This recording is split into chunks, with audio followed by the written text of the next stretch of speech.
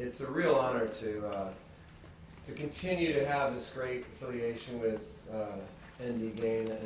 We've at Baker McKenzie, we've had there's a great relationship with the institution really since its very beginnings, and you continue to do just such great work, which I'd like to just reflect on a little bit here in some remarks.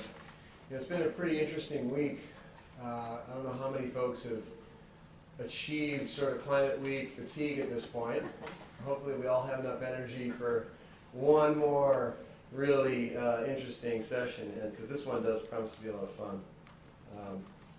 But in this week, it's really been remarkable at how much the conversation has started to evolve from sort of siloed thinking on mitigation and blame to systems thinking on the whole way that mitigation and resiliency and adaptation and innovation all come together to create opportunity, as well as just focusing on the risk and the sort of the challenge, because we can all become sort of overwhelmed, frankly, when we really start to contemplate the magnitude of the challenge and the change that's occurring before us. But with change and with sort of new normal, which is really what it is, there's a need to respond. There's a need to adapt, and adaptation really is becoming an understood essential in our journey to sustain ourselves and the quality of life and the global economy and the lives and livelihoods of communities all around the world. I mean, the effects of climate change are happening, and they're being felt today all over the world. They're being felt by governments, they're being felt by business, but most importantly, they're being felt by communities. And there's a relationship there between businesses and governments and communities that has the opportunity to be strengthened by cooperative action and partnerships in sort of a new way. It's going to require significant investments in hardening our infrastructure, basic infrastructure, traditional infrastructure, but then also sort of thinking about infrastructure in new ways to make that infrastructure more flexible, more adaptable, because the one thing that we know is that it's going to be hard to exactly predict what's going to happen. The new normal is a scenario of modeled outcomes that are difficult to really pinpoint, but there's going to be change. There's going to be impacts and effects all around the world at different times in different ways. Both acute extreme weather events, but also trends, the issue of water scarcity, the issue of agricultural production, invasive species, and so forth. It really is impactful on our continued ability to thrive, grow the global economy, provide the quality of life for the growing population on the planet. And so without a real focus on increasing the resiliency of our systems that we all rely on, we're going to feel real impacts from that in a negative way. And so the opportunity is to figure out the value inherent in making those investments today.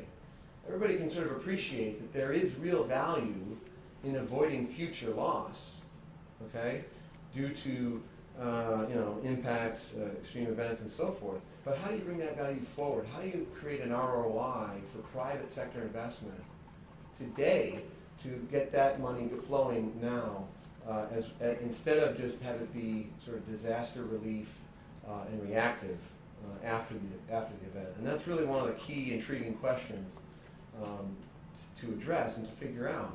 That may require some new innovative financial models and vehicles to help do that. And so one of the things we've worked on is trying to explore how you can do that, and of course we haven't figured that out just yet, but we're working on it. Behind that, though, is something that I think ND Gain has really done a tremendous job at, and that is focusing on data-driven metrics that provide analytical tools for decision makers, governments, private sector, in terms of how to go about thinking about applying scarce resources, capital resources, in a very diverse and complex global environment and economy. And so the ND Gain Index is really just a marvelous tool, really well constructed indice for assessing both vulnerability, okay, across a whole number of vectors, as well as readiness to receive investment, readiness to actually utilize the investment that's needed to change their systems and improve their resiliency. And both of those things are critical components, because investment in vulnerable communities that don't have the capacity to properly utilize that investment is not investment that's going to make an enduring difference. And so the readiness and the capacity to actually sustain the positive change is really important, and that goes to all kinds of interesting questions on governance and the like. So I want to thank you, Joyce, and ND Gain for really elevating the conversation around this question and bringing a rigor to it, which is really critical, because once you have metrics, once you have analytics, and we can start talking in a common language around the value of making these investments, then it's easier to figure out financial models to help attract greater private capital towards those solutions. The last thing I want to say is that in this journey that we're all on together, it's important to sometimes celebrate the successes. I mean, we often do spend a lot of time lamenting the challenges, and they're huge. But we have to recognize the positive success, and that's what we're here to do tonight. Is to really recognize some great leaders with the Adaptation Prize, the annual ND Gain Corporate Adaptation Prize, and we're honoring some real corporate leadership tonight. And it's an important thing to do, because we need to fuel ourselves. We need to realize there are positive stories, there are solutions, there's really good stuff happening in a lot of different ways.